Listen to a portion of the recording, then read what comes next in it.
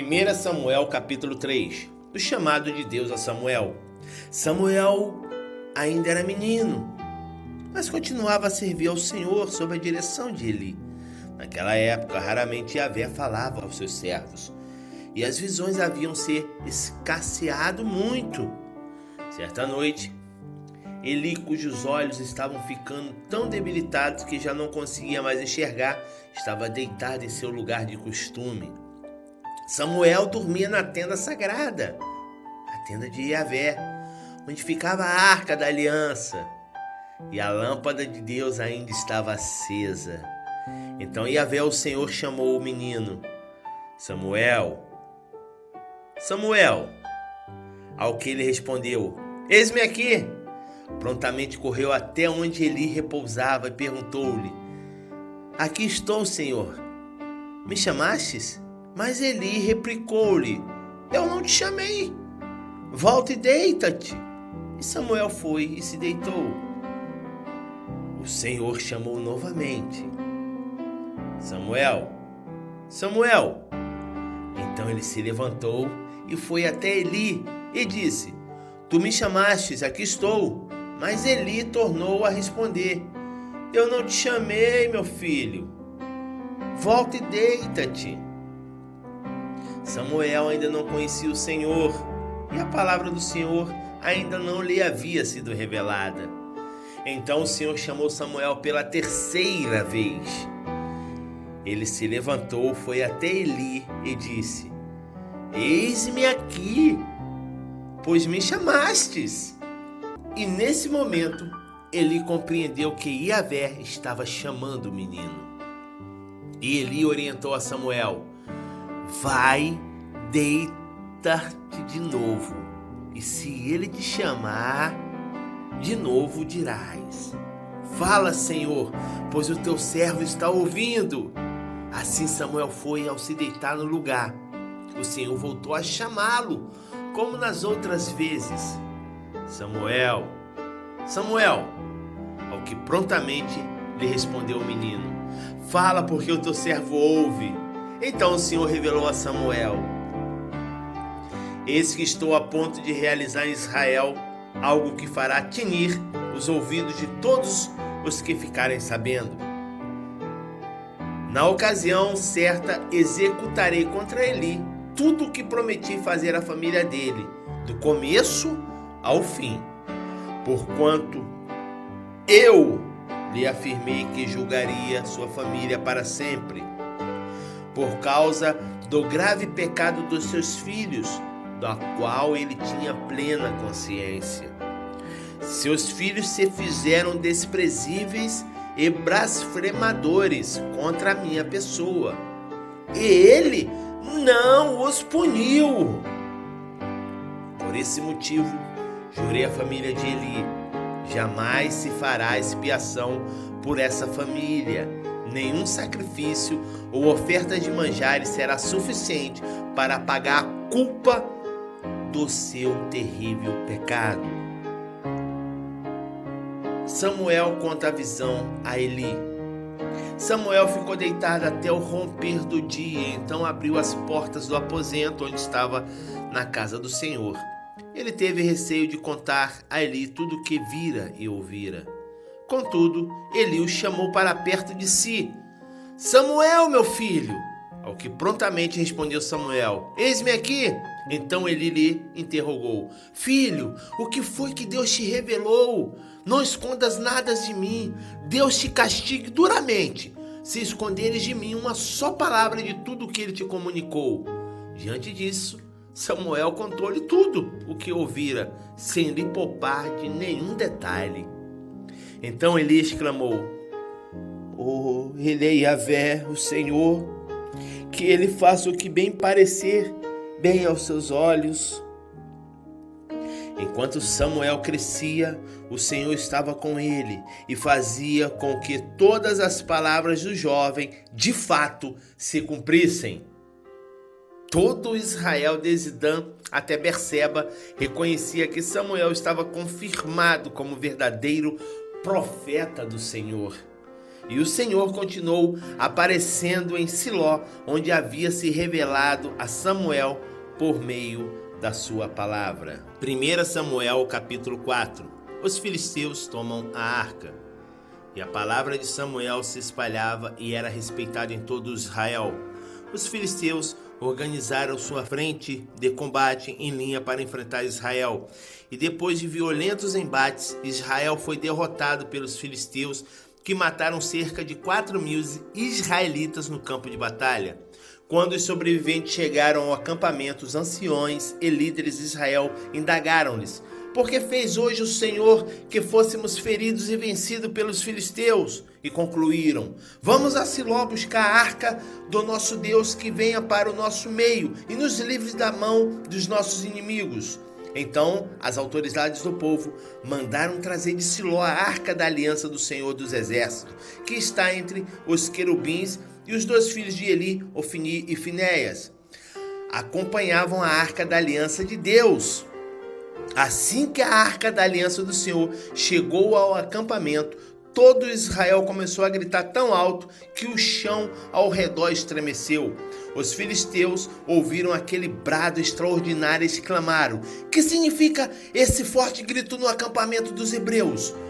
Quando foram avisados de que a arca da aliança do Senhor havia chegado ao acampamento dos hebreus, grande temor tomou conta dos filisteus e comentavam entre si: Deus veio ao acampamento dos hebreus, ai de nós, nunca aconteceu algo assim. Ai de nós, quem poderá nos salvar desse poderoso Deus? São os mesmos deuses que feriram os egípcios com toda a espécie de pragas no deserto. E concluíram: sedes fortes, ó filisteus, e sedes homens corajosos, a fim de que não vos torneis escravos dos hebreus, como eles foram vossos escravos no passado. Sede homens e lutai bravamente. E assim os filisteus partiram para a luta, e Israel acabou sendo vencido. Cada israelita teve que fugir correndo para sua tenda. O massacre foi enorme e horrível. Israel perdeu 30.000 soldados a pé.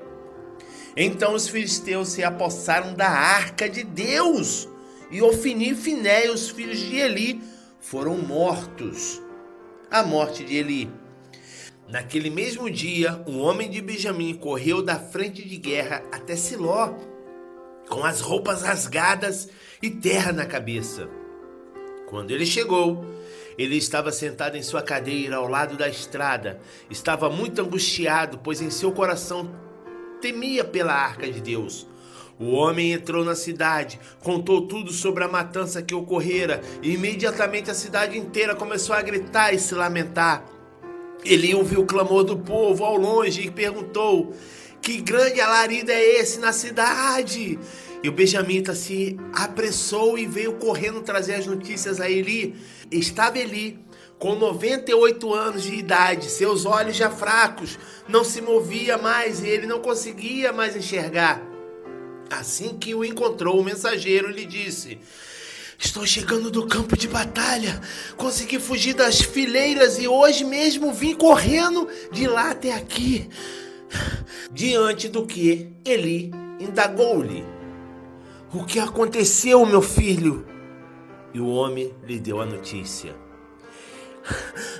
Israel teve que fugir dos filisteus em terrível carnificina. Fomos derrotados e os seus 2 filhos, Ofni e Finéias, estão mortos.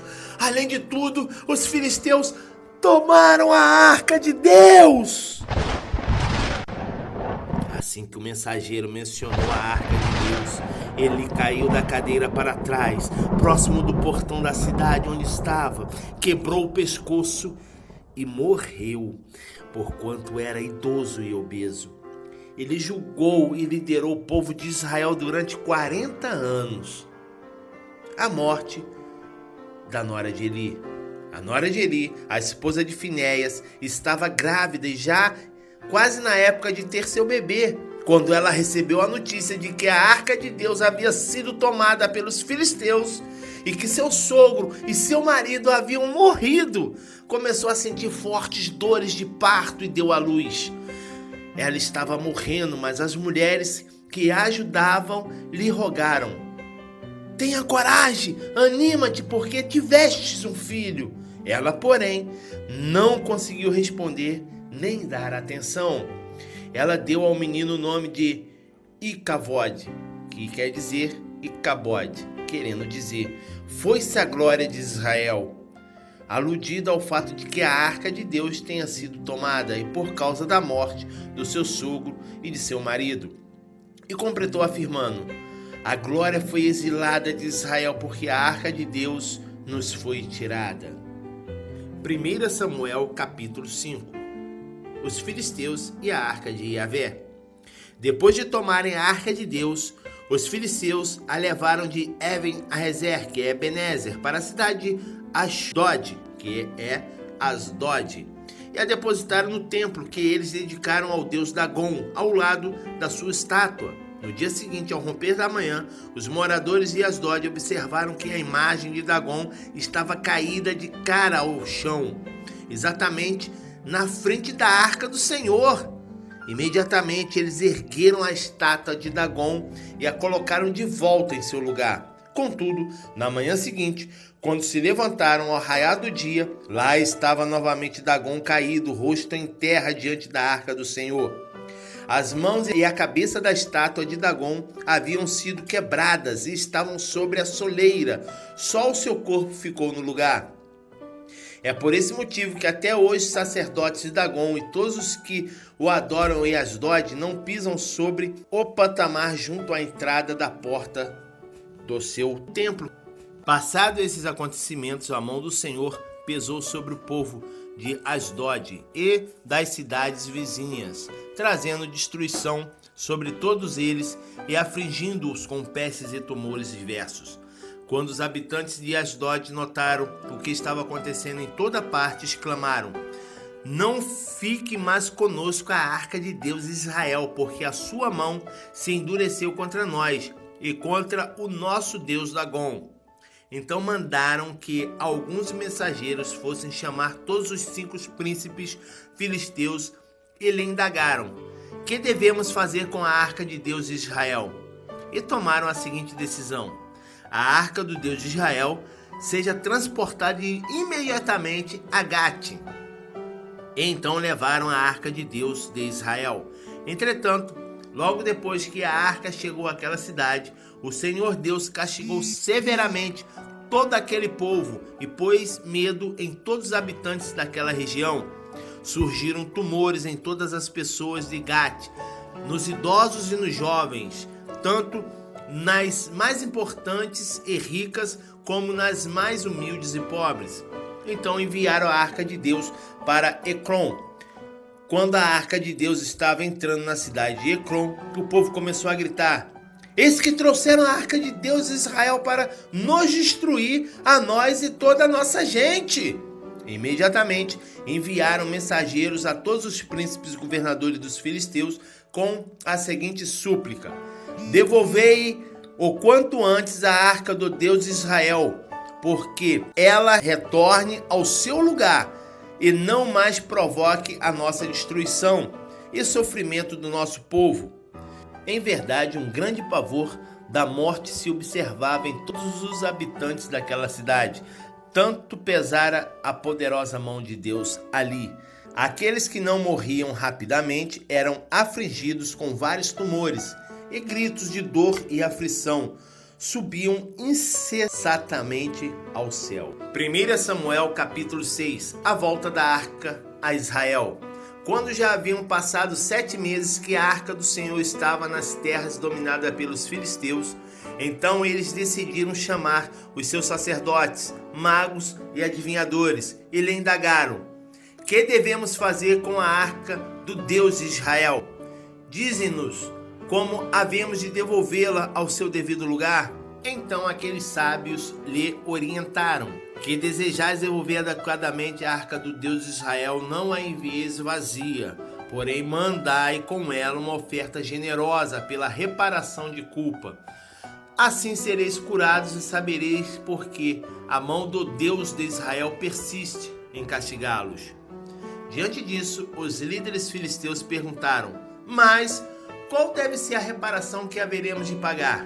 Responderam-lhes: de acordo com o número dos príncipes filisteus, 5 esculturas em ouro no formato de tumores e 5 de ratos, porquanto foi essa a praga que vós e os vossos governantes sofrestes. Fazei imagem dos vossos tumores e imagem dos vossos ratos, que devastam a vossa terra, e dai glória ao Deus de Israel. É bem possível que com esse gesto alivie a mão de Deus de cima de vós, do vosso Deus e de toda a terra onde habitais. Porque endureceis o vosso coração como fizeram os egípcios e Faraó. Somente quando Deus os tratou com grande rigor e humilhação foi que eles deixaram os israelitas seguirem o seu caminho. Porquanto agora, tomai e preparai um carro novo e 2 vacas com cria, sobre as quais não tenha ainda sido colocadas qualquer tipo de carga. Atrelai as vacas à carroça e mandai os bezerros de volta ao curral. Tomai então a arca de Deus e colocai-a sobre a carroça. Quanto aos objetos de ouro que estáis enviando como oferta pela culpa, depositá-lo-eis numa caixa forte ao lado da arca e a deixareis partir. Observai atentamente, porém, se o carro tomar o caminho em direção à cidade de Bet-Shemesh, que é Bet-Semes, isso significa que foi o Deus dos israelitas que, de fato, nos mandou todo esse terrível mal. Entretanto, se isso não acontecer, então quer dizer que não foi ele quem nos castigou com toda essa praga, e sim que ela veio por acaso. E os filisteus fizeram o que os seus sacerdotes e feiticeiros haviam orientado. Pegaram 2 vacas e as amarraram a uma carroça nova e prenderam seus bezerros no curral. Em seguida, colocaram a arca do Senhor sobre a carroça e junto dela um cofre em forma de caixa com os ratos de ouro e as imagens dos tumores. E aconteceu que as vacas se movimentaram diretamente com o destino a Bet-Semes e mantiveram-se resolutas nessa estrada, mungindo por todo o caminho, e não se desviaram um só momento, nem para a direita, nem para a esquerda. E os governantes e líderes dos filisteus as seguiram até a fronteira de Bet-Semes, a arca de Deus em Bet-Semes. Entre mentes, o povo de Bet-Semes estava colhendo trigo no vale, e assim que avistaram a arca da aliança voltando, alegraram-se grandemente. Aquele carro filisteu, puxado pelas 2 vacas, chegou ao campo de Josué de Bet-Semes e ali parou ao lado de uma grande rocha. Em seguida, cortaram toda a madeira da carroça para o fogo e ofereceram as vacas em holocausto a Yahvé. Então os levitas desceram a arca do Senhor e o cofre com os objetos de ouro e haviam depositado tudo sobre a grande pedra. Naquele dia, o povo de Bet-Semes apresentou ao Senhor ofertas que foram totalmente queimadas e também sacrifícios de animais. Os 5 príncipes filisteus observaram tudo isso e no mesmo dia retornaram para Ecrom. As esculturas de ouro, simbolizando os tumores que os filisteus pagaram em reparação pelos seus pecados contra o Senhor, foram destinadas uma por cidade, e assim enviaram uma peça de ouro para Asdod, Gaza e Egrom. O número dos ratos de ouro foi de acordo com o número de cidades filisteias que pertenciam aos 5 príncipes filisteus, isto é, tanto as cidades fortificadas protegidas por muralhas, como as aldeias e povoados vizinhos. A grande pedra sobre a qual depositaram a arca do Senhor e até os nossos dias uma testemunha no campo de Josué de Bet-Semes. No entanto, 70 homens de Bet-Semes, sendo que 50 deles eram daqueles que andam aos milhares, filhos de Jeconias, cometeram o pecado de olhar para dentro da arca de Yahvé, e por esse motivo o Senhor os matou. E o povo muito se lamentou, chorou e ficou de luto por causa dessa grande matança que Deus fez cair sobre sua gente. A arca de Deus em Jearim. Então os habitantes de Bet-Semes exclamaram: quem poderá de agora em diante permanecer na presença de Yahvé, o Deus Santo, para quem devemos enviar a sua arca, a fim de que ele se afaste de nós? Em seguida, mandaram mensageiro aos moradores de Kiriat Jearim, que é Kiriat Jearim. Com essas palavras, os filisteus restituíram a arca da aliança do Eterno. Descei, portanto, e levai-as para vós.